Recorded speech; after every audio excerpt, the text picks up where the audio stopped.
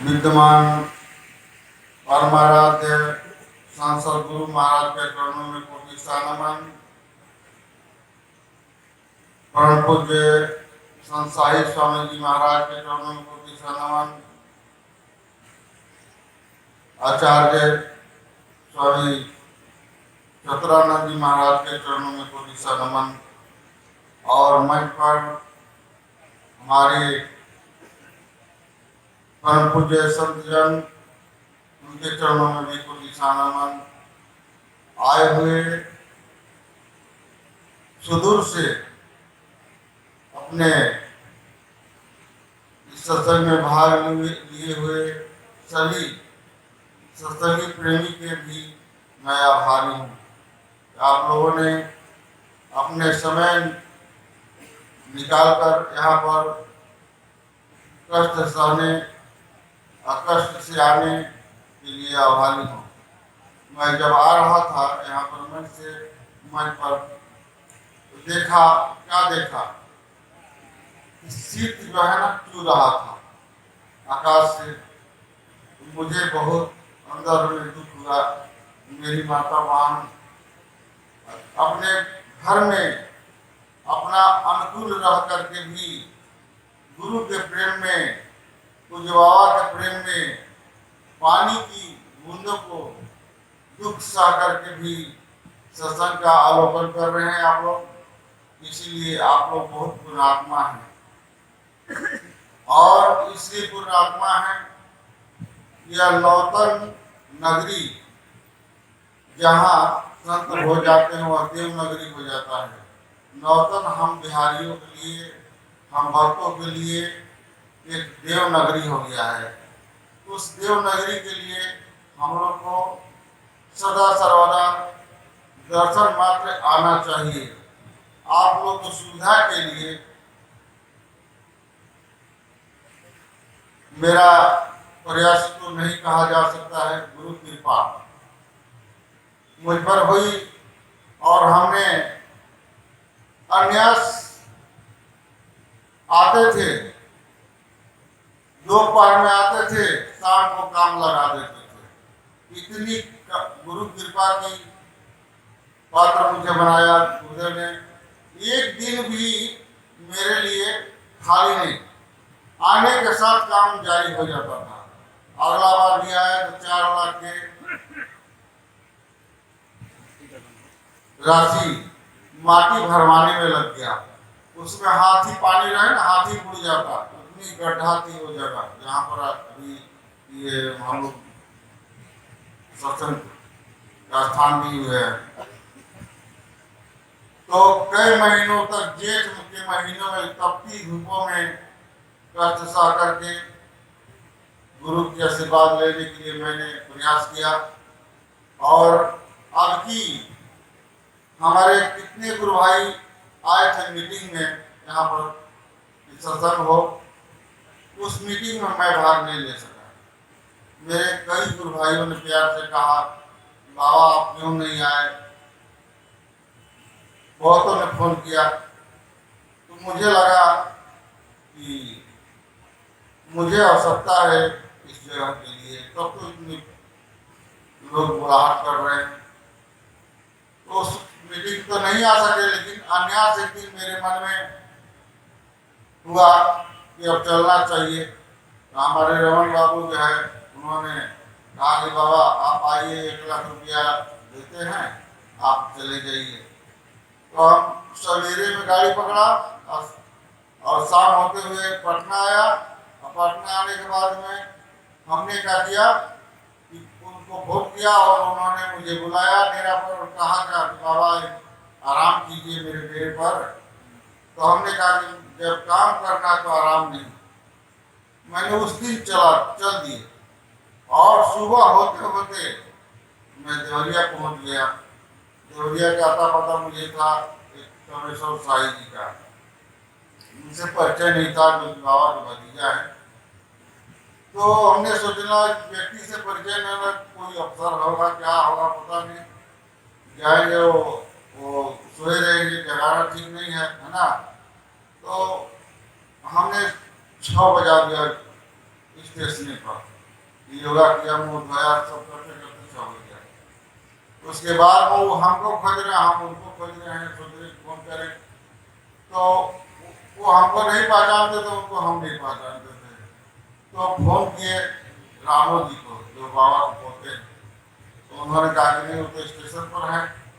तो उन्होंने फोन के माध्यम से पूछा कहाँ पर है, तो हमने बताया यहाँ पर, तो ये आकर ले गए। तो जब समय बलवान होता है तो सब काम होने लगता है।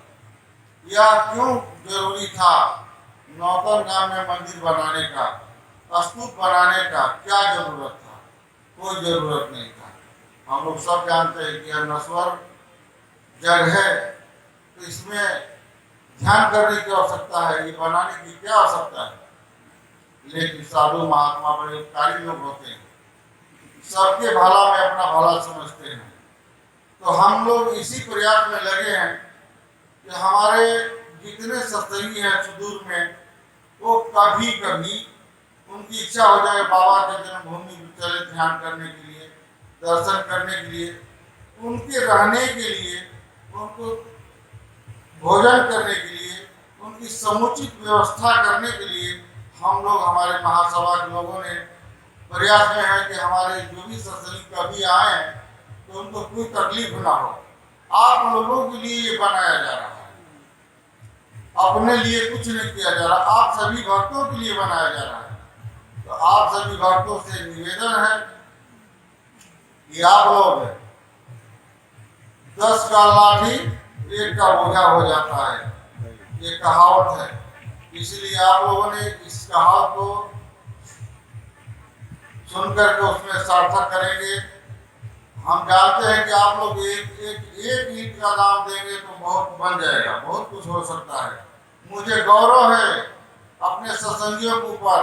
मैं यहाँ के लोगों से कहता हूँ, मुझे कुछ नहीं चाहिए, मुझे गौरव है अपने गुरु पर, अपने सत्संगियों के ऊपर। हम यदि हाथ पसार देंगे, सूचना कर देंगे, मुझे यहाँ ऐसा कुछ करना है, यदि हमारे 1 करोड़ सत्संगी हैं, 10-10 रुपया लेंगे तो कितने करोड़ हो जाएगा। मुझे इस बात का गौरव है, आप लोगों के ऊपर इतना मुझे विश्वास है। तो इस जो चीज बनने जा रहा है, स्तूप 14 मंजिल और गुरु महाराज के पूज्य बाबा का स्मृति स्थान भी बनने जा रहा है, उसमें लगभग 5 करोड़ के लगभग खर्च है। तो आप लोग जितने परिवार हैं, एक घर में मान लिया जाए बेटा बेटी स्त्री भाई रहते हैं, सभी लोगों के नाम से यदि आप लोग इस स्मृति भवन के लिए दान देंगे तो हमारा ख्याल है कि बहुत जल्दी बन जाएगा। और मेरा विश्वास आप लोग जो किए हैं वो पूरा हो जाएगा। जैसे आप लोग सुन रहे थे ना कि टिटहरी संकल्प किया था कि मैं नदी को समुद्र को सुखवा दूंगा, उसी तरह से मैं संकल्प किया हूँ मेरे सत्संगी के द्वारा यह जल्द ही कार्य पूरा होगा। और आशा है, पूर्ण विश्वास है कि आप लोग मेरा जो इच्छा है वो जल्दी पूरा करेंगे। और कहा गया है दान के बारे में, बिन मांगे मिले सो दूध बराबर, मांगे मिले सो पानी, कहे कबीर सो रक्त बराबर, जावे खींचा तानी। भक्त कहलाना आसान है, लेकिन भक्त बन जाना बड़ी कठिन है। बाबा जब जाते, पूज्य बाबा के साथ जब हम रहते थे तो लोग क्या कहते थे, हजूर आपके कृपा से मेरा बेटा का नौकरी लग गया, हजूर आपके कृपा से झोपड़ी था 1-2 ताला 3 ताला बन गया, हजूर आपके कृपा से मुझे बिजनेस बड़ी बढ़िया चल रहा है। बाबा से ऐसे लोग कहते थे। आज जब बाबा के नाम पर चंदा करने जाते हैं हम लोग, तो सब धन तोहार कब्जा हमार, सब बाबा की कृपा से हो रहा है, लेकिन मेरा जो मन करेगा वही देंगे। ऐसा नहीं होनी चाहिए, ये धूर्त भक्तों का निशानी है। इसलिए यथाशक्ति जब गुरु की कृपा से आपको कुछ मिला है तो गुरु को दान देने में आपको कोई दिक्कत नहीं होनी चाहिए। दिक्कत तब होता है, हम लोग बेईमान हैं, हम लोग शैतान हैं। दिक्कत इसलिए होता है। कैसे होता है? हम अपने पूर्वज की मार्गों को नहीं चलते हैं। हमने देखा है कि हमारे पूर्वज जब धान काटते थे तो क्या करते थे? आटिया बना करके वृक्ष पर रखते थे, गाछों पर, कि चिड़िया खाएगी। हमारे पूर्वज जब धान की तैयारियां करते थे, फसल की तैयारियां करते थे, अंगूर निकालते थे कि हम दान करेंगे। हम बेईमानों क्या करते हैं? गुरु की कृपा से सब कुछ प्राप्त करते हैं और गुरु के नाम पर कुछ नहीं निकालते हैं। एक मेरा सत्संगी है जिनको हम कहते हैं पटना में निर्मला जी, वो बड़ी उदारू व्यक्ति के हैं लोग। उनसे हमने पूछा कि ये बताइए, आप जो साधु आता है उसको आप दान दे देते हैं हंसते हंसते, आपको कोई कष्ट नहीं होता है? हमारे पैसा देते हैं। उन्होंने कही, क्या कही? कही कि बाबा, हम अपना जितने हजार हमको पैसा आती है बिजनेस से, उसमें से 10% निकाल देते हैं गुरु महाराज के नाम पर। उस सब जमा रहता है तो हम सोचते हैं कि गुरु का पैसा है, सत्संग में दे देते हैं, मंदिर में बनाने में देते हैं, इसलिए मुझे कोई तकलीफ नहीं होता है। हम लोग क्या करते हैं? जितनी कमी नहीं आती है समझते हैं मेरा बाप का हो गया, गुरु कुछ नहीं। इसलिए हम बेईमान हैं और देने में दर्द होता है। हम इतना दे देंगे तो हमारा 84 का चक्कर लगा रहता है हम लोगों को, इतना दे देंगे तो हमारा काम बिगड़ जाएगा। इसीलिए मुझे अभी तो हमारे संचालक महोदय क्या बोलते हैं तैयार हो गए, लेकिन मैं कहूँगा थोड़ा सा और समय दीजिए, इसलिए कि हम उलझ गए हैं।